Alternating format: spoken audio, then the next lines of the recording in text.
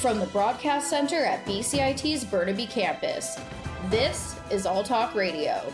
You're listening to 1680 The Crow.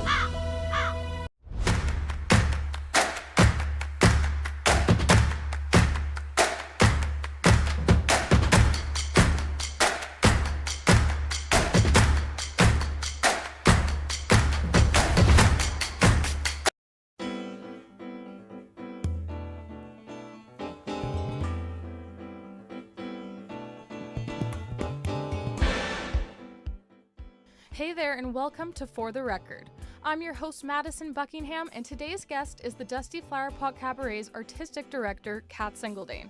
The Dusty Flower Pot Cabaret is in the process of preparing for the Parade of the Lost Souls. The event has been a Vancouver tradition for roughly 30 years now. This year, the group is encouraging more guest interaction than ever with their theme of Everything Everywhere All at Parade. The parade will be choose-your-own adventure style, meaning several bands will begin at the Britannia Library before splitting up into separate routes with different experiences for attendees to follow. Between costume creation meetups and flash mob workshops, the cabaret group is working hard to build up anticipation in the city throughout the month of October. Today I have the pleasure of speaking with Kat Singledane about how this event contributes to the vastly colorful and interesting culture of Vancouver, and how the parade helps to grow the cabaret community. Welcome, Kat. How would you describe cabaret? We're called a cabaret mostly because we do a variety of types of acts. We use different genres. We're often mixing genres together. And we're also based in a very kind of 1930s and 40s era performance style. What unique aspects does the Halloween theme bring to a cabaret? So it is around Halloween time, which means that I call it an audience, but it doesn't sound right to me. The people who come out to parade, I want to say, because we don't call them audience internally. We think of them as everybody is the parade. So everybody who comes is a character, is dressed up. Around Halloween, everybody feels permission to dress up. And so that makes it really unique, and that's why we love the Halloween time, because in all our shows, we're always encouraging audiences to be part of the show. We always do interactive musicals, meaning that the people who come in are greeted as if they are meant to be there in the scene. So, for example, the last one being Disco Inferno, where they entered a 1970s discotheque, and they have to get involved in saving the discotheque. A show before that was Hard Times Hit Parade, where everybody who enters can join in a dance marathon in 1933 if they want, or they can watch. Stuff like that. So that makes it unique, and then also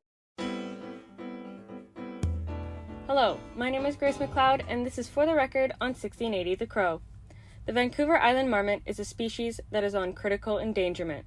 However, a non-profit group called the Vancouver Island Marmot Recovery Foundation is on the task to repopulate these furry cat-sized creatures.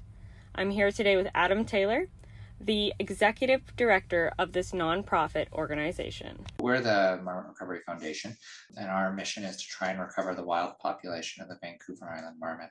Vancouver Island marmot is the only endemic mammal species in British Columbia. It's a species that only occurs on Vancouver Island and nowhere else in the world. And unfortunately, it's also one of the most endangered mammals on the planet. So if we go back to our founding back in 1998, when we were created, there were fewer than 100 marmots left in the wild.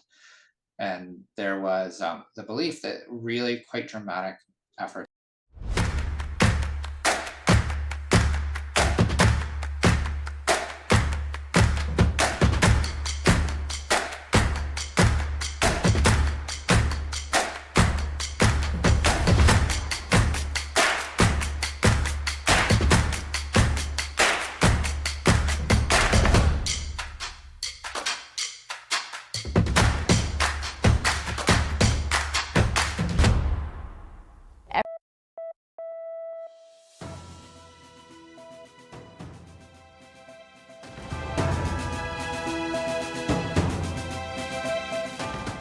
Stay tuned for more on BCIT's 1680 The Crow.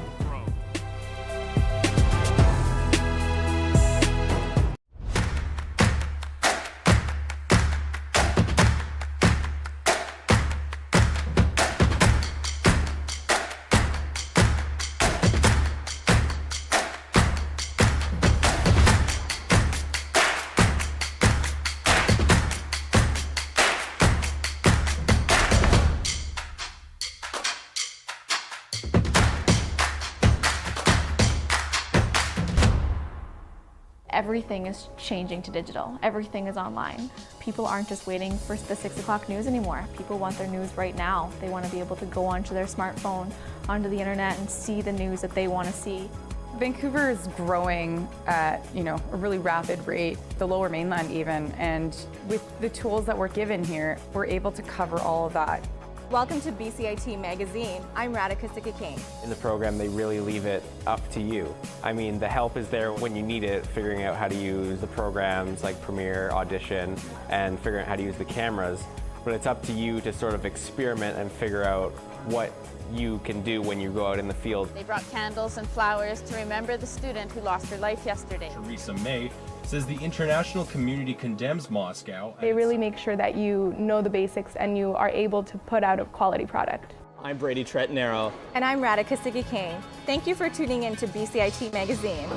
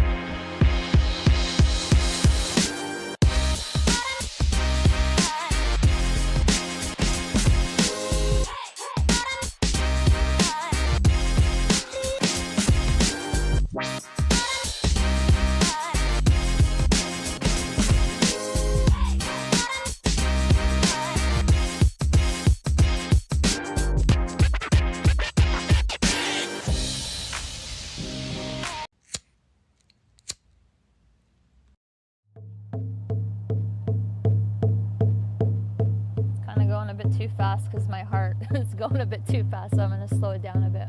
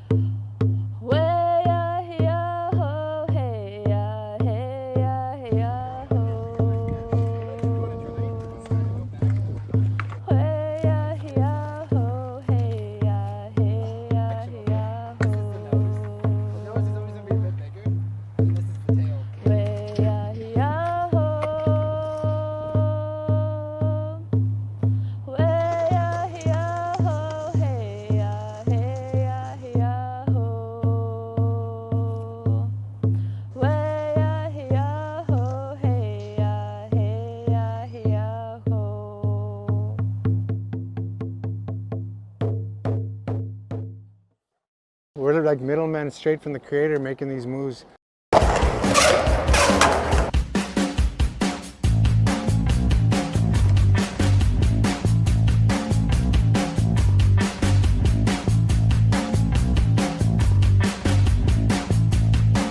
We're all kind of misfits. Something to look forward to, you know? I feel like it's important.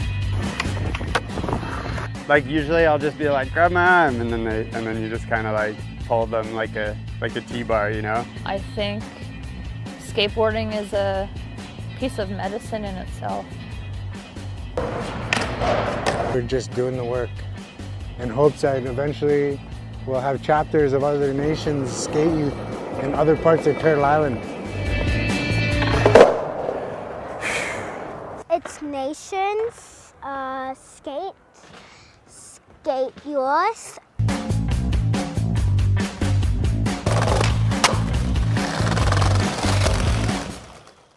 Nation Skate Youth started in my living room, organically.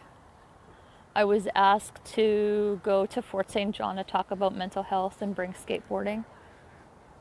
I didn't know who to bring, and the first person I thought of was Joe Buffalo. Big inspiration in my life. Joe came up with the name. It didn't really click at first, but after a while we made the logo and everything, and it all just came together so fast. I think one of my main goals when I started Nations was to get more skate parks on reserves. We realized that this would be a bigger thing, to not just go to one community. We wanted to go to all the communities. We all wanted to, create something that was like a youth program to help empower like youths through skateboarding. It's a way of getting yourself out of your own shell. And I feel like in a lot of First Nations communities, there's not a lot to do in those communities. It's very small, and sometimes you feel like you're trapped. A lot of them are really nervous when we first meet them. And I feel like when we always start with a talking circle. So it's like we tell our stories, and we kind of we try to make them feel comfortable, and tell them why we're there, and what we're gonna do in the day. Everyone here is a new beginner or has skated before, and we're here to help each other. If you fall down, take a breath, get back up. Everything's that way in the beginning, you know what I mean? You're gonna feel out of place when you're beginning, you know what I mean? That's normal. But once you meet your crowd, and that's half the battle with us growing up, is trying to find your people so that they grow with them from a young age as family members, and then they grow as skateboarders. Gives you like a sense of identity too, you know? Like every time I went to school, I'd always be like, I can't wait to go skate after, having that, something to look forward to, you know? I feel like it's important when you're a kid. Especially having a brother. It's easier to influence each other to do things, and you progress faster because of that. And it's like always having a friend there, and always having that safety net in a sense. Skating is something that we grew up doing together. I feel like that kept us close, Skateboarding is part of my identity, and my family is part of my identity.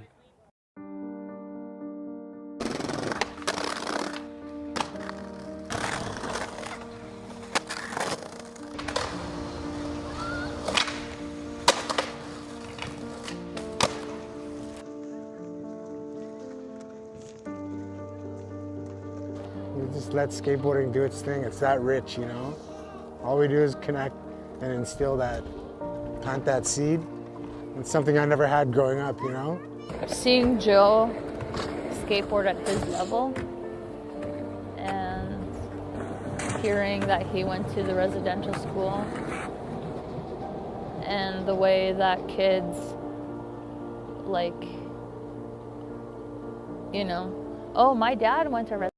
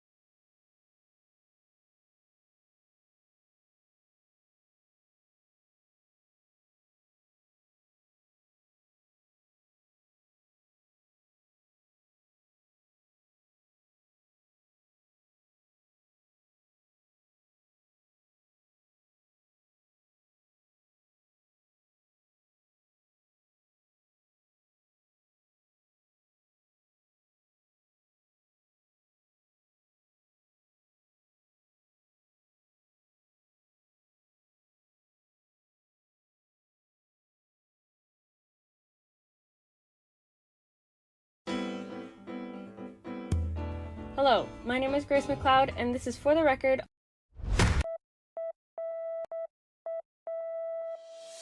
From the Broadcast Center.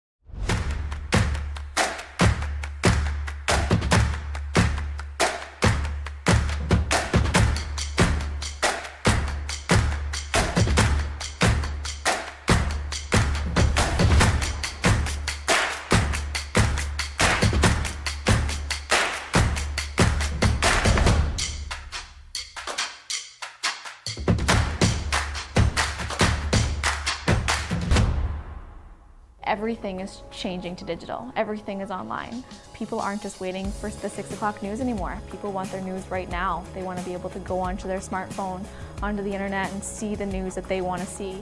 Vancouver is growing at, a really rapid rate, the Lower Mainland even, and with the tools that we're given here, we're able to cover all of that.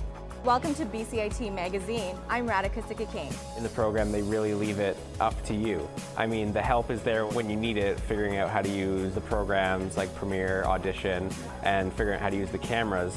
But it's up to you to sort of experiment and figure out what you can do when you go out in the field. They brought candles and flowers to remember the student who lost her life yesterday. Theresa May says the international community condemns Moscow. They really make sure that you know the basics and you are able to put out a quality product. I'm Brady Tretnero. And I'm Radhika Sikakane. Thank you for tuning in to BCIT Magazine.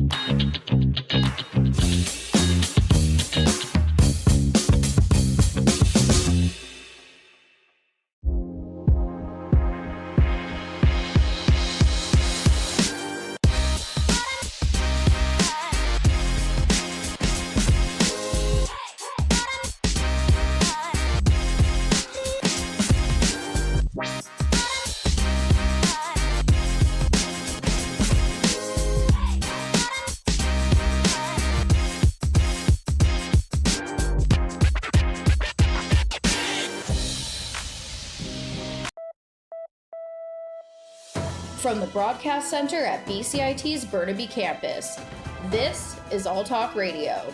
You're listening to 1680 The Crow. Good afternoon. I'm Anthony Atanisov with 1680 The Crow. It's 3 o'clock right now. Here's what's going on in the news and sports world. From all three campuses, SFU has witnessed picket lines from teaching assistants demanding more. After 3 weeks and months of strikes, the agreement between the TSSU and the university has been set. Our reporter Chris Koo has the details.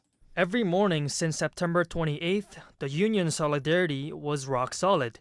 According to Liam Fang, who is the president of the student-elected executive officers of the SFU Society, in the end, even though it was a bit of a compromise, they got what they wanted. We got wage increases that our members are going to be very satisfied with, that help us keep pace with inflation.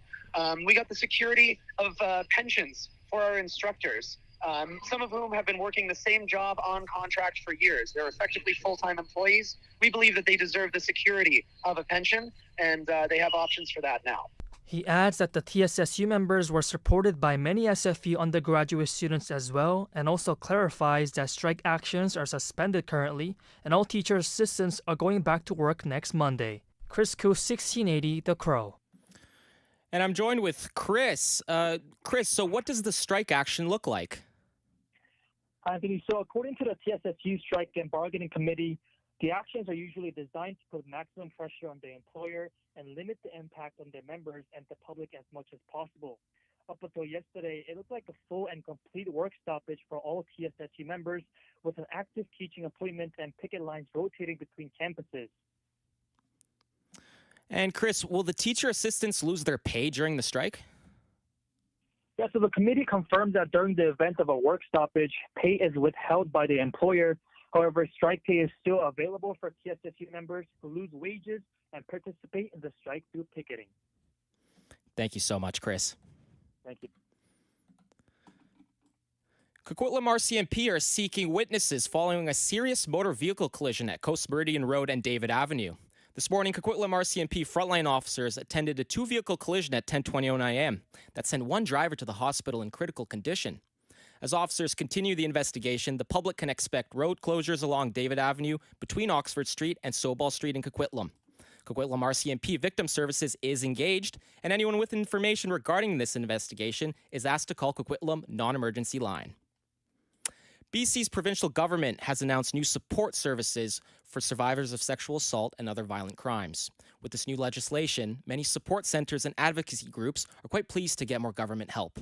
Our reporter Nicholas Poitras talks to one of these support centers that is directly benefiting from this new service. The BC government has announced expanded supports for victims of crime, along with restored funding for multiple sexual assault centers across the province. One of the centers is Salah Sexual Violence Support Center. Dalia Israel, the executive director of Salah, says her whole team is thrilled with the announcement. Well, we're thrilled.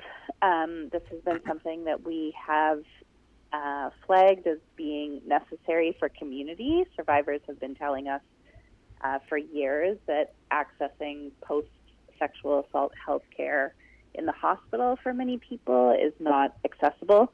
So we're thrilled, and we're also thrilled to be one of the recipients. The province says that these moves are a part of a multi-year plan which aims at ending gender-based violence. Nicholas Poitras, 1680, The Crow. And I'm joined with our reporter, Nick. So, Nick, can you please tell me what are some of the details in the new support services? So some of the biggest things that have been coming out of this is the province is restoring funding to many sexual assault survivor support centers in Vancouver, Victoria, Kamloops, Prince George, and Surrey. These resource centers build on about 70 freshly expanded services that include survivor-driven and trauma-informed support from people in local communities. Another big thing that's been happening is the province has received over 4,700 support applications from victims, family members, and witnesses between this and last year, distributing $17 million in response. It also provides over $54 million in annual funding to victim service programs and centers. Thanks so much, Nick. BCIT is attracting women to go into trade programs by providing free trading classes. Our reporter Ugiloy Suvanova found out why women don't want to choose trading careers paths for their future. According to Build Together BC, women represent only 4% of the construction trade workforce, and in other skilled trades, that number is even smaller. BCIT instructor in trades Jessie Darnell says the reason why women don't choose trades is the same reason why men don't choose nursing career. Yeah, I think it's probably more on the people who do the job currently and have done it historically being unwelcoming to women doing that more than women are being afraid to do it. But the fear probably comes from feeling unwelcome, right? If you don't feel like you're going to be welcomed in a job, you don't go into it. Darnell says Trading Discovery for Women program is a great start to change female students' perspective for a future career. I'm Magdalena Suano for 1680 The Crow. Those looking to cycle, drive, or roll through Stanley Park tomorrow should expect some intermittent pauses to their journeys as essential tree work is being conducted. Starting tomorrow, stops of up to 15 minutes, followed by 10-minute openings to traffic, will be in place along Pipeline Road. These temporary closures are in place to allow large machinery across main thoroughfares and create safe active work zones as overhead tree works is underway. Though efforts will be made to minimize disruption as much as possible, visitors should expect delays and plan accordingly. The essential work is a continuation effort to manage trees impacted by the ongoing hemlock looper moth infestation and subsequent years of drought. Vancouver Island marmot is amongst a series of endangered species here in Canada. Numbers are few and far between. Our reporter, Grace McLeod, however, speaks with a member of the nonprofit Vancouver Island Marmot Recovery Foundation about the steps they are doing to repopulate this species. The Vancouver Island marmot is amongst the worldwide list of critically endangered animals. They are a species that live in family-like groups that stay together as much as possible, although with numbers dwindling, that is becoming harder to achieve. Adam Taylor with the Vancouver Island Marmot Recovery Foundation says that marmots that separate and isolate will end up making it harder for them to reproduce and grow the population. Keeping them together is a priority. This summer, however, a small step forward occurred for these endangered animals. And then this year, as they emerged from hibernation, conditions were more typical, there was food, and they were able to rebound. And that, again, for a species that's right on the brink, that ability to rebound is incredibly important. 16 pups were born this summer, and there is hope more to come. Grace McLeod, 1680 The Crow. Coming out of Ottawa, Prime Minister Justin Trudeau says what's happening in the Middle East is having a deep, direct, personal impact on people and communities across Canada. Everyone is in agreement that the deaths of innocents in that hospital in Gaza never should have happened. But we are taking the necessary time to look carefully at everything, and rapidly, of course, before we draw any final conclusions about what happened. We are taking this extremely seriously because of all the intensity with which people are living this horrific loss of life. U.S. President Joe Biden also returned back to the United States this morning and will make an address from the Oval Office later today. Canadian ministers say that India threatened to remove diplomatic immunities from all but 21 Canadian diplomats in New Delhi. Foreign Affairs Minister Melanie Joly says, as a result, Canada helped 41 diplomats and 42 dependents who have lost their immunities to return home. She says losing immunity would have made them unsafe. A unilateral revocation of diplomatic privilege and immunities is contrary to international law. It is a clear violation of the Vienna Convention on Diplomatic Relations. And threatening to do so is unreasonable and escalatory. Immigration Minister Mark Miller says the lower staff levels will hamper the issuing of visas and permits. Now, moving on to sports, and we have a few games on tap. Vancouver Canucks are in Tampa Bay today to take on the Lightning. The Canucks lost their first game of the season on Tuesday against the Flyers in what was less than stellar performance. Canucks coach Rick Tocchet spoke with reporters after the team's morning skate today and likes the team's attitude moving forward. Yeah, there was a lot of dialogue today. I thought yesterday's practice was pretty good, and we had a meeting. Like we had to address some things, even though it's early on. But I like the fact that guys were a lot of banter. A lot of great stuff. I saw 3 lines go together with the computer themselves.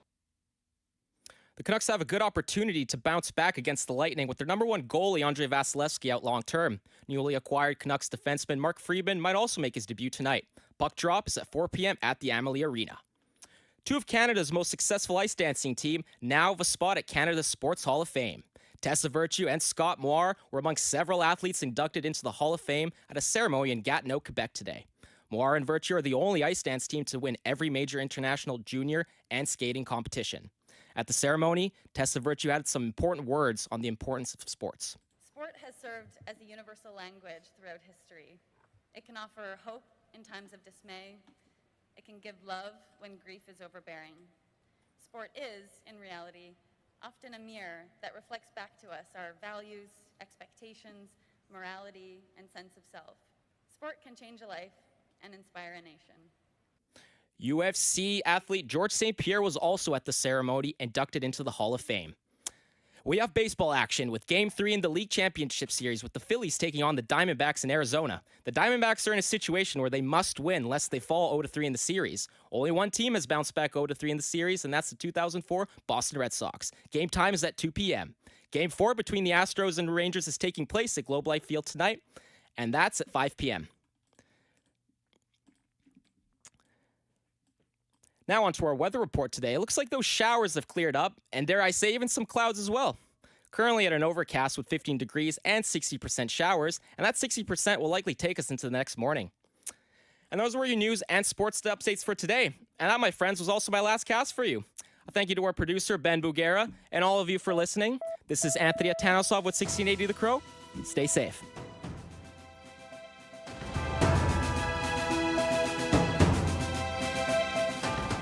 Stay tuned for more on BCIT's 1680 The Crow.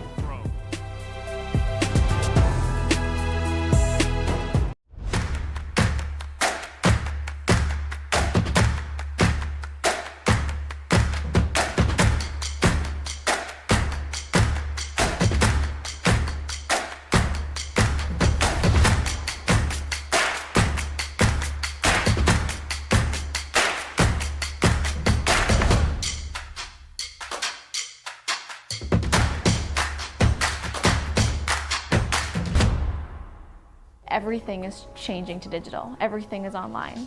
People aren't just waiting for the 6 o'clock news anymore. People want their news right now. They want to be able to go onto their smartphone, onto the internet, and see the news that they want to see.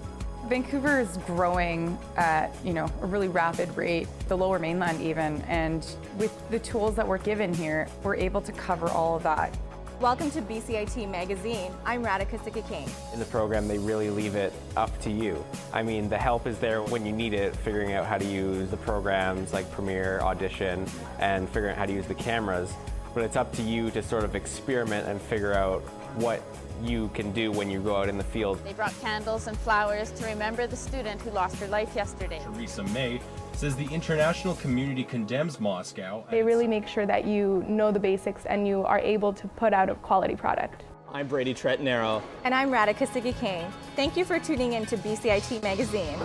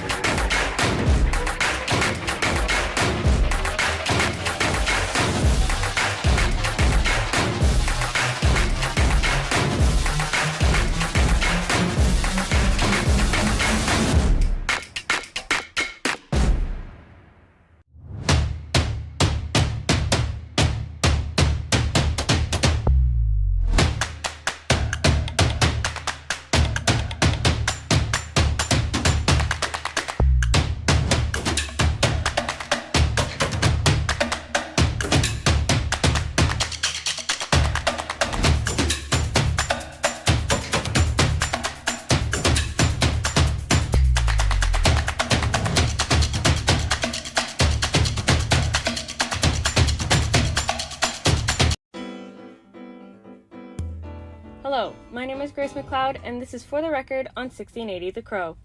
The Vancouver Island marmot is a species that is on critical endangerment. However, a non-profit group called the Vancouver Island Marmot Recovery Foundation is on the task to repopulate these furry cat-sized creatures. I'm here today with Adam Taylor, the executive director of this nonprofit organization. We're the Marmot Recovery Foundation, and our mission is to try and recover the wild population of the Vancouver Island marmot. Vancouver Island marmot is the only endemic mammal species in British Columbia. It's a species that only occurs on Vancouver Island and nowhere else in the world. And unfortunately, it's also one of the most endangered mammals on the planet. So if we go back to our founding back in 1998, when we were created, there were fewer than 100 marmots left in the wild. And there was the belief that really quite dramatic efforts were needed to save this species. So initially the thinking was that it was probably going to be difficult to impossible to stop the species from going completely extinct in the wild, and that we needed a captive breeding program and reintroduction program to save the species. So we started trying to learn how to breed marmots in captivity and care for them. By the time we were ready to release our first marmots in 2004, there were 23 marmots left in the wild. Marmots live in pretty inhospitable landscapes. So Vancouver Island marmots typically live above 1,000 meters in elevation in avalanche chutes and bowls that are talus fields, so covered in small rock. They're not easy places to access, and so we do sometimes miss marmots for sure.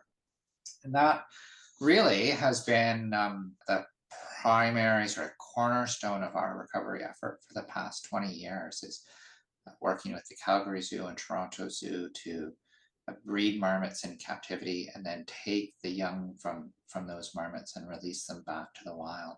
And by doing that, we've been able to grow the wild population from really just a tiny, like 4 colonies, to a population that now has about 200, probably closer to 250 by the time we're done counting all of our marmots at the end of this year. It's been a pretty good year.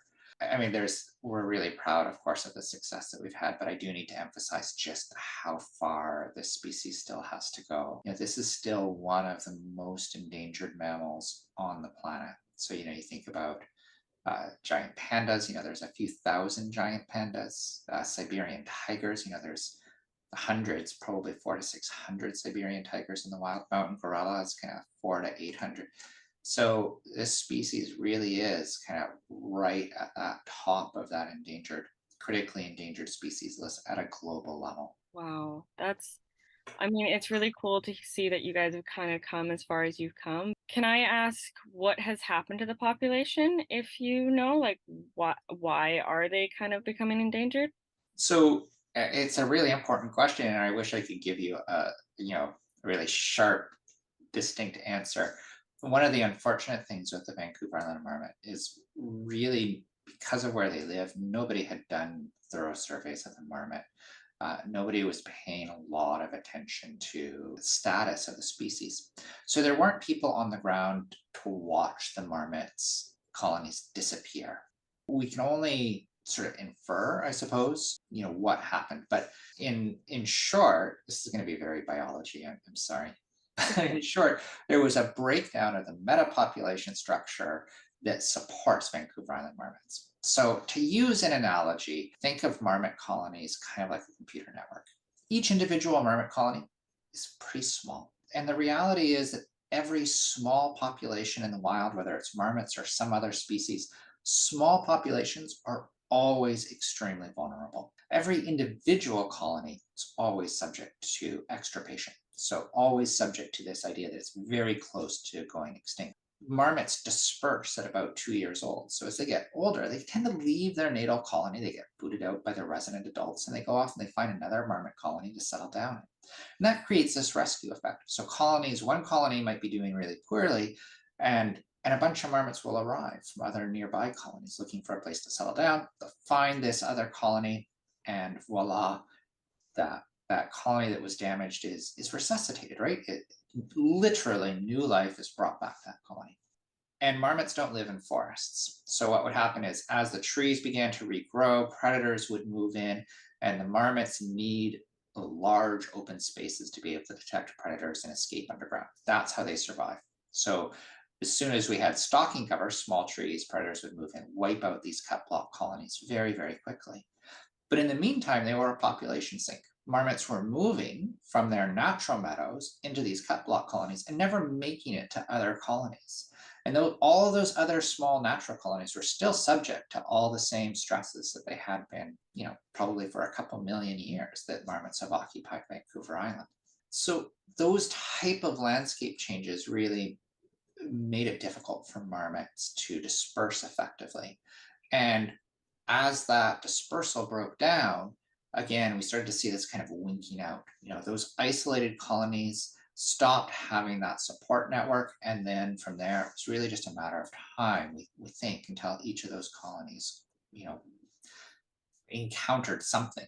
That's great information. And that's really, like, you literally laid it out very, very well and very descriptive. And I appreciate that. I have a question for you. What is it about marmots that got you so invested and interested in this cause?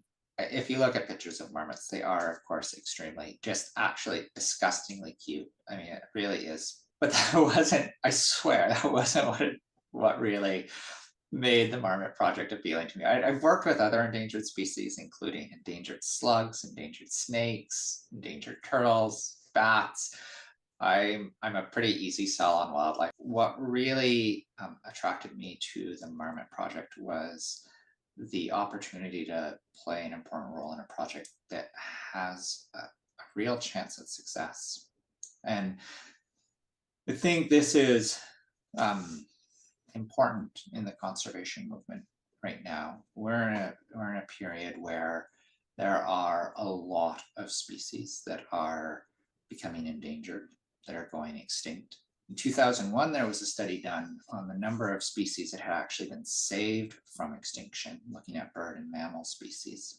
Really, we can sort of point to about 30 species, 28 species of mammals and birds, where conservation action has actually been able to save those species from what would otherwise have been extinction. And the Vancouver Island marmot is one of those.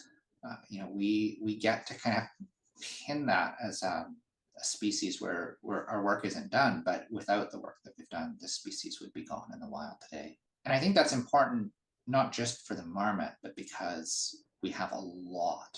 And I really cannot emphasize how dire the situation is for wildlife. We have a lot of species that are in a lot of trouble, and it is really easy to write species off. It is expensive, it is hard, and it is really easy for people to say it's hopeless. Why are we investing this time, this energy, this money to save species when there's really nothing we can do? And I really feel it's important to have examples that we can point to, like the marmot, where we can say it's not hopeless, right? We can actually save these species. It is absolutely 100% possible in the case of every endangered species in Canada. We can save those species. We absolutely can. And it's not necessarily going to be easy, and it's not necessarily going to be cheap, but we don't get to write those species off just because it's convenient.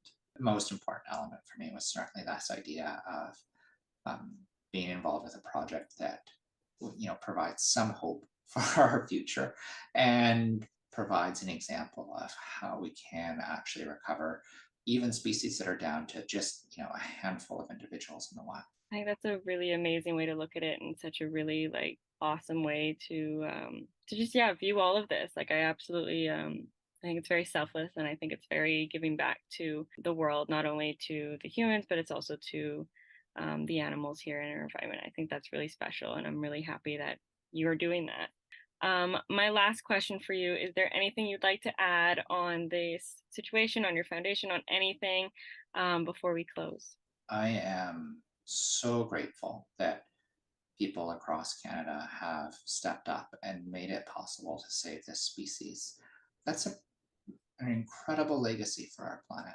Send my thanks to everybody who has supported our work and has made it possible to hike the mountains and see Vancouver Island marmots today.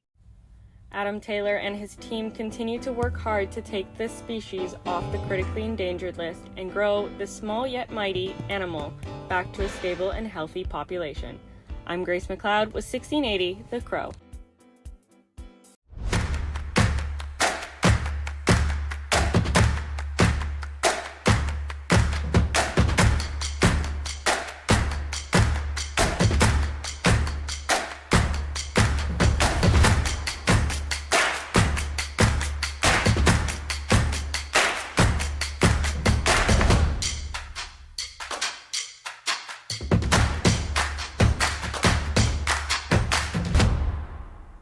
everything is changing to digital. Everything is online.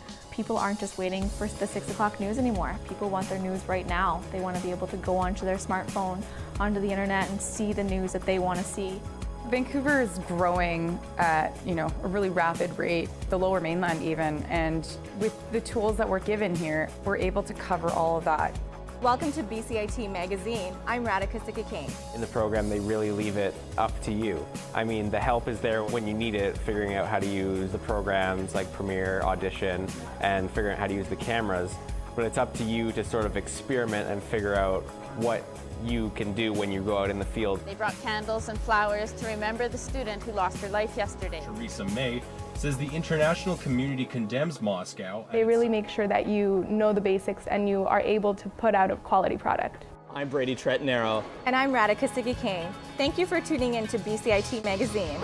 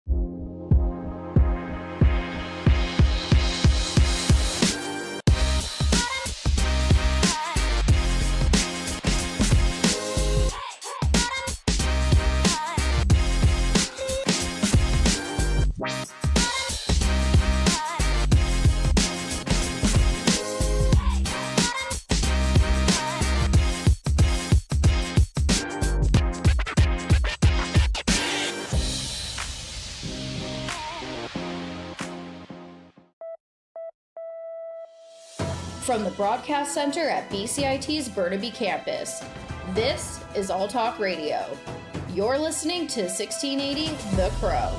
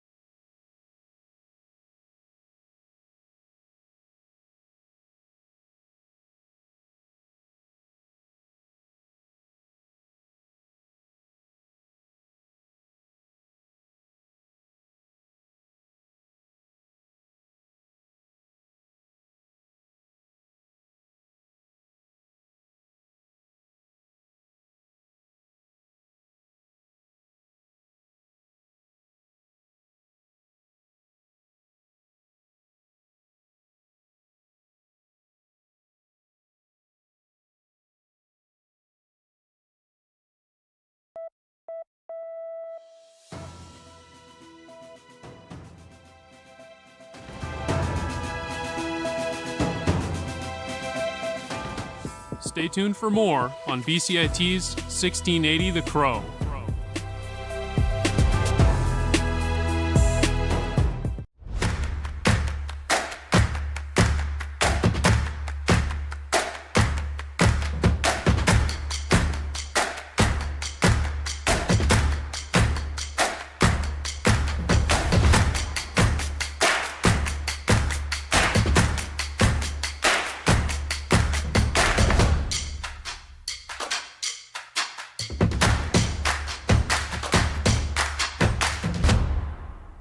Everything is changing to digital. Everything is online. People aren't just waiting for the 6 o'clock news anymore. People want their news right now. They want to be able to go onto their smartphone, onto the internet, and see the news that they want to see. Vancouver is growing at a really rapid rate, the Lower Mainland even, and with the tools that we're given here, we're able to cover all of that. Welcome to BCIT Magazine. I'm Radhika Sikakane. In the program, they really leave it up to you. I mean, the help is there when you need it, figuring out how to use the programs like Premiere, Audition, and figuring out how to use the cameras. But it's up to you to sort of experiment and figure out what you can do when you go out in the field. They brought candles and flowers to remember the student who lost her life yesterday. Theresa May says the international community condemns Moscow. They really make sure that you know the basics and you are able to put out a quality product. I'm Brady Tretnero. And I'm Radhika Sikakane. Thank you for tuning in to BCIT Magazine.